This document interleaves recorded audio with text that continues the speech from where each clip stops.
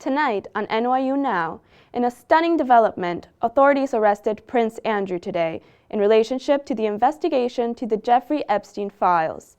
The prince has now been released. The United States may be on the verge of a war with Iran. This following a major military buildup in the region. We'll have the latest. Female fashion designers dominated the New York Fashion Week this year, but one designer took the opportunity to make a political statement. We'll explain. That story and more coming up next on NYU Now.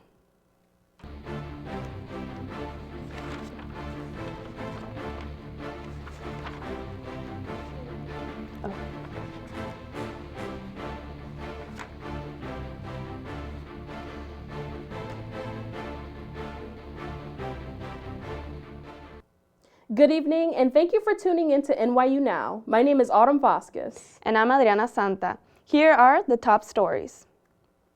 A major development shakes the British royal family. Prince Andrew was arrested earlier today in his home at King Charles III's Sandringham Estate in Norfolk, United Kingdom. Instead of birthday wishes, Prince Andrews receives handcuffs. The royal was arrested this morning around 8 a.m. The investigation centers around allegations and findings linked to the leaked trove of documents connected to the late Jeffrey Epstein. This arrest marks a historic moment because it's the first time a senior British royal family member has been arrested in modern history. King Charles released a brief statement regarding his brother's arrest. He expressed his knowledge and deep concern about the situation. He ended by saying, "What follows now is the full, fair, and proper process by which this issue is investigated in the appropriate manner and by the appropriate authorities."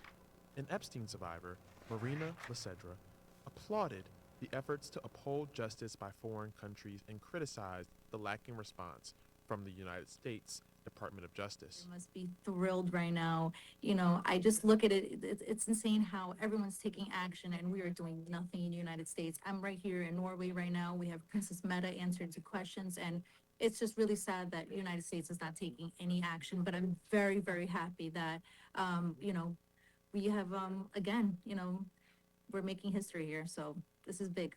The historic moment was short-lived. The prince has been released after spending less than 10 hours in police custody. Despite the release, he remains under investigation. More reports to come. This has been Colin Royal with NYU Now. NYU Now reporter Alilia Narikbayeva went out into the streets of New York to find out what people think of Prince Andrew's arrest. Former Prince Andrew Mountbatten-Windsor has been arrested. This is what New Yorkers think. I think it's good on account of if there's evidence, you should pursue that evidence to the fullest extent of the law. I think, there still needs to be a trial process, but he shouldn't be protected just because he's a royal. I think it's a good thing. It should be people in our country as well, specifically the president. I think it's good. I mean, I don't think he got arrested. I think he got arrested on different charges, but it's good nonetheless that he's been arrested because he is a nonce and should be behind bars, in my opinion. It's kind of the only high-profile arrest that we've seen coming out of the whole files. So, it's good, but it certainly doesn't indicate anything more than this one person got caught in one thing. Nothing's come out of it yet. There's no, verdict, so we really don't know at this point. He's kind of put in front of the firing line anyway, but there's so many other people who are implicated in all of those crimes who aren't being made responsible or even disclosed or anything like that. Prince Andrew was always put in the press, so I think it's a good start, but I don't think it really symbolises that powerful people could be made accountable. Well, we don't know what's going to happen with him, so it's a little too early to say, but, I guess it's baby steps. I think, England also didn't act the swiftest that they could have, so I don't think they're a paragon of, a swift justice system, but the U.S. isn't doing anything, so it's better than what we have. Because I don't think we should have a monarchy in the UK. It's outdated and, quite frankly, the less monarchy we have in the UK, the better. No, I'm not a monarchy fan. I don't really see anything coming out of it. The monarchy is at this point a symbolic, they're just there. So will it be damaging? I think people already don't like them. Tensions rise as the United States military prepares to strike Iran as soon as this weekend. NYU Now reporter Leah Clark has the story. U.S. leaders issued new threats against Iran after another round of talks failed to bring a deal. Top administration national security officials reportedly met at the White House Wednesday to discuss possible military action in Iran, leading to U.S. air and naval assets moving into the Middle East. These new threats come as President Donald Trump has hinted at wanting a regime change in Iran. And now is the time for Iran to join us on a path that will complete what we're doing. And if they join us, that'll be great. If they don't join us, that'll be great too. But it'll be a very different path. Iran's nuclear program has been the biggest point of contention in talks between the two nations. In response to the U.S. military moving more assets into the region, Iran is holding military drills with Russia. As of Thursday morning, tensions between the U.S. and Iran flaring has caused oil prices to rise to their highest level in nearly 7 months. Experts say President Trump could have multiple objectives for ordering an attack. Perhaps he could be looking at something like punitive strikes to simply punish Iran security forces like the IRGC and the besieged militia that are responsible for killing thousands, if not tens of thousands of Iranian protesters. Perhaps he's looking to just destroy whatever is remaining of Iran's nuclear infrastructure and ballistic missiles sites and production facilities. Perhaps he's looking at decapacitation strikes to eliminate Iran's senior political and military leaders. And finally, perhaps he's looking at prolonged, intense strikes to effect regime change and regime collapse. Sources say a final decision on carrying out the strike has not been made yet. Both U.S. and Iran officials exchanged drafts of a potential deal in Switzerland earlier this week and say they are still hopeful of reaching one. Reporting for NYU Now, I'm Leah Clark. All eyes are on New York Fashion Week as female designers use their latest collections as vessels for political statements. Lilian Rao has the report. While most major fashion houses in Europe are led by men, New York Fashion Week is making a huge splash with female designers dominating the runway with collections made for women by women. Designers like Daniela Kallmeyer create collections that customers can truly connect with. The customer as the muse is sort of like how I think of it. Her life, her existence, her story is what sort of creates these puzzle pieces for me to fill in. Some designers even use the runway as an opportunity for political expression. Rachel Scott, creator of the brand Diotima, launched her latest collection in collaboration with the estate of Wilfredo Lam, a Cuban painter whose work critiqued colonialism, racism, and imperialism. His work is immense, and I couldn't work on all of it, so I focused on the femme cheval, this figure who is like this woman who is maybe human or animal or spiritual, and she's very powerful, and she's erotic, sensual, she's all of these things, and I think thinking about her, I wanted to have that presence of that woman in the collection. Scott says she uses Lam's technique for activism in her collection. You may not notice this at first, and I think that's this concept he had, which I did not know until I started researching for this collection, but of the Trojan horse, and like bringing through ideas through work that's not immediately obvious. And I've always thought about how I could use Diotima as a Trojan horse to bring across like political statements that need to be made. It just felt important to bring that up, obviously, in this moment. For NYU Now, I'm Lilian Rao. Representatives from around the world met in Washington, D.C. for the inaugural meeting of President Donald Trump's newly established Board of Peace. Here's Ella Jane Simmons with the report. President Trump's Board of Peace had its inaugural meeting today in Washington, D.C., with world leaders gathering to discuss topics such as reconstruction in the Gaza Strip and America's relationship with Iran. 25 nations have joined Trump's Board of Peace from the 50 who had invitations extended. Other countries such as Italy, Greece, and South Korea attended the meeting as observers rather than pledge members. Many key U.S. allies such as France, Norway, and the U.K. have rejected the invitation, citing their issue with Russia's potential membership or feel as though the board's mandate is too broad and could undermine the international order based on the Charter of the United Nations, which has served as the cornerstone of global diplomacy for 8 decades. As chairman, President Trump serves as the final authority on the interpretation of the charter and holds veto power over key decisions, including membership removal and executive board actions. What we're doing is very simple, peace. It's called the Board of Peace, and it's all about an easy word to say, but a hard word to produce: peace. The board's agenda ranged from reconstruction in Gaza, funding to the UN, and growing tensions with Iran. And we do have some work to do with Iran. They can't have a nuclear weapon. It's very simple. You can't have peace in the Middle East if they have a nuclear weapon. And they can't have a nuclear weapon, and they've been told that very strongly. If it doesn't happen, it doesn't happen, but bad things will happen if it doesn't. The war in Gaza is over. It's over. There are little flames. The meeting concluded with over $7 billion in pledges for Gaza relief from various nations and a promise from President Trump that the United States will commit $10 billion to his own Board of Peace. I'm Ella Jane Simmons with NYU Now. Meta CEO Mark Zuckerberg faced grieving families on Wednesday as he testified at a landmark social media addiction trial in Los Angeles. NYU Now's Ainsley Hayes has the report. On Wednesday, Meta CEO Mark Zuckerberg took the stand in a lawsuit that could affect hundreds of other cases by families who say their children have been harmed or even died because of social media. Zuckerberg testified before a jury for the first time ever about accusations that social media, including Instagram, is harmful to children's mental health.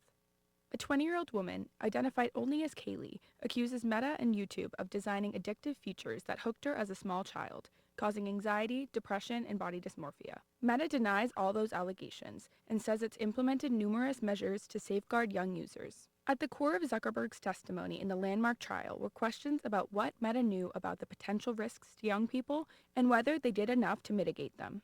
Before Wednesday's proceedings began, nearly a dozen parents who say their children were harmed gathered and joined hands outside the courthouse. After Zuckerberg's testimony, parents spoke to the press. Some expressed frustration. I don't have any satisfaction. It's very similar to what happened in Congress 2 years ago when he swore under oath. But there was also an acknowledgement of the importance of this moment in the landmark trial. Today was the most important day for us to understand the truth of what happened and what was known. I believe that there will be change. A Meta spokesperson has said in part that they are, quote, confident the evidence will show our long-standing commitment to supporting young people. Ainsley Hayes, NYU Now. Investigators are trying to determine why a group decided to go skiing despite dangerous conditions. 8 skiers were found dead yesterday, and the death toll is likely to rise. Our Isabella Appel has the story. Still underway as nearly 100 first responders rushed to beat the snowfall. 15 skiers were returning from their 3-day tour in Castle Peak, California's Sierra Nevada area, when the avalanche hit Tuesday morning, sparking speculations around the guide team's decision to not forgo the trip. This avalanche marks the deadliest in 40 years since Washington's Mount Rainier tragedy in 1981. New avalanche warnings remain in effect. The Nevada County Sheriff's Office stresses their concerns for ongoing bad weather conditions, compromising the safety of everyone involved in the search. The effort remains ongoing, as well as our search for the remaining skier, but the weather is a factor. It's not a resource issue as we speak. It is a weather condition and safety condition for our response teams. As the search continues, a collective of church groups are hosting memorials to remember the lives lost. This is Isabella Appel with NYU Now. Across the country, extreme weather is making headlines, from devastating cold in the southeast to powerful winter storms out west. Adriana Santa has the story. It's been a week of extreme weather across the country, bringing hardship in some areas and relief in others. In Florida, unusually cold temperatures combined with ongoing drought are taking a serious toll on beekeepers. At Black Hammock Bee Farms in Oviedo, nearly half of the bee colonies have died after the recent cold snap. It was devastating. I felt really bad. I mean, I cried a whole bunch, and even when we had to go through to clean up the colonies that did not make it, they froze to death. Experts say this isn't just one farm's problem. It's part of a larger statewide issue. With little nectar, limited pollen, and not much new plant growth, bees are struggling to survive, and recovery could take time. Now to the west, where winter storms are creating travel headaches, but also helping ski season. In Northern California, Interstate 80 has shut down again after back-to-back storms dumped feet of snow, even in lower elevations that don't usually see much accumulation. Heavy rain has also soaked parts of the valley and foothills. While Wednesday brought a short break, commuters are still dealing with rain and snow today. Farther south, in Big Bear, the snow is actually welcome. Big Bear Mountain Resort says before this week, they'd only seen about 10 inches of snow all season. House, business, resorts, everything. A lot of families depend on this, on snow removal, all kinds of jobs, Highway 18 is now back open after blizzard-like conditions knocked a tree into a power line, forcing closures from early morning into midday. For NYU Now's weather report, I'm Adriana Santa. Coming up after the break, Ramadan started. We have the report on how New Yorkers are marking it. The band U2 released a new song. What is it about? Back to touring in 5, 4, 3, 2, 1.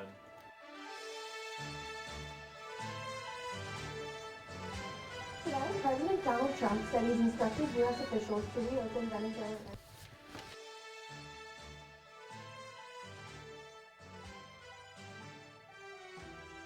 Also, one of you should have communication with the anchors.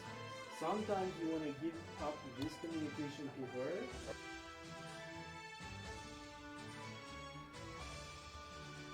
Reporting from 20 Cougar Square. This is NYU Now.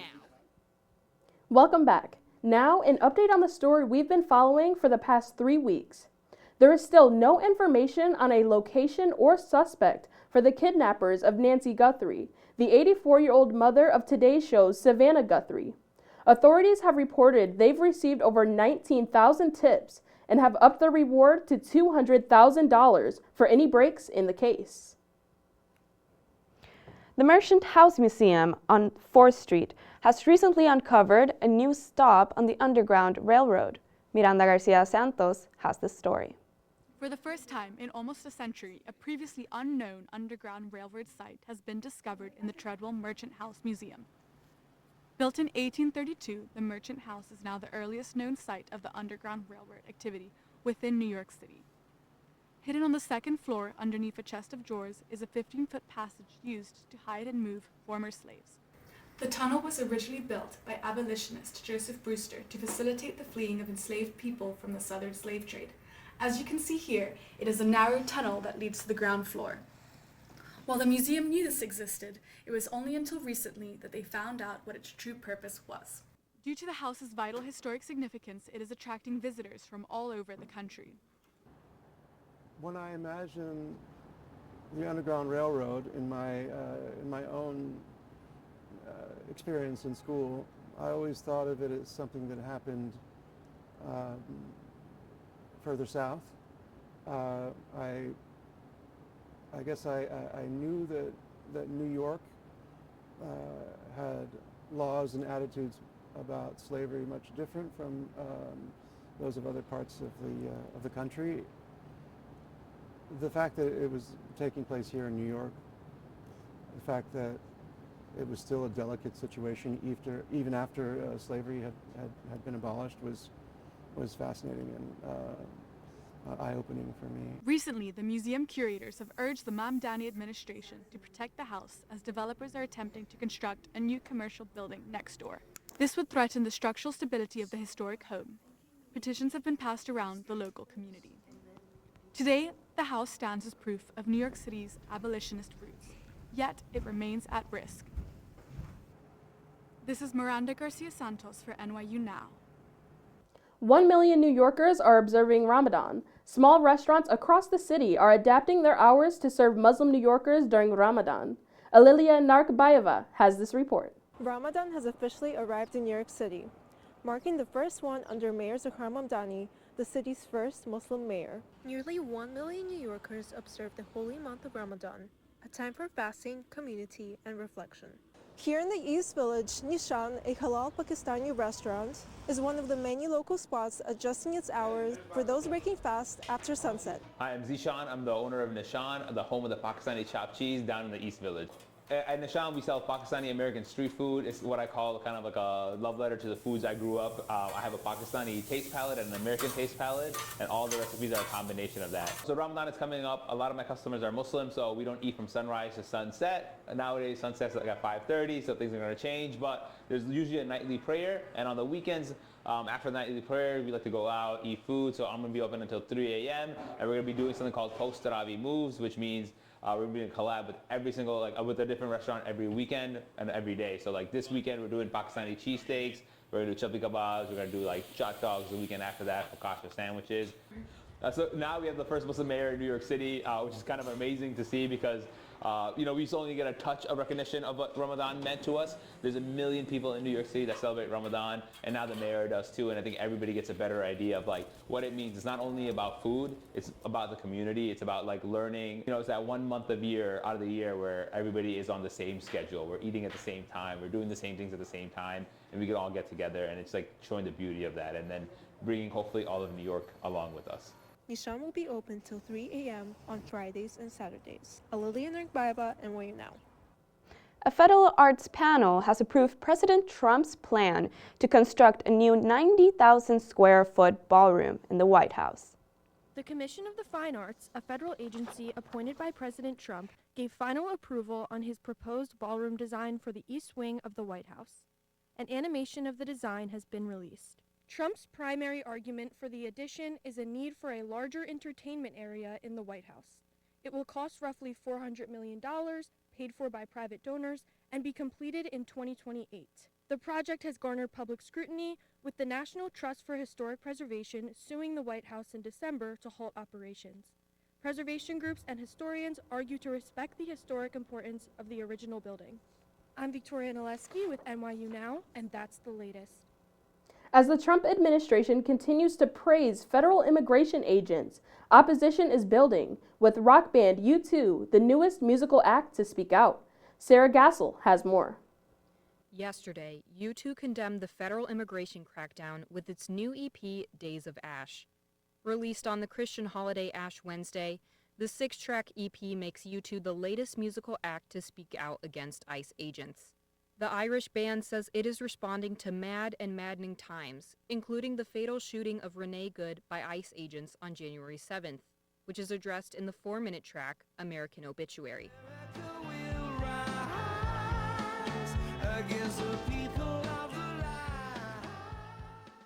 Another track, Yours Essentially, addresses the ongoing Russia-Ukraine war and features UK pop star Ed Sheeran and Ukrainian singer and soldier Taras Topolia.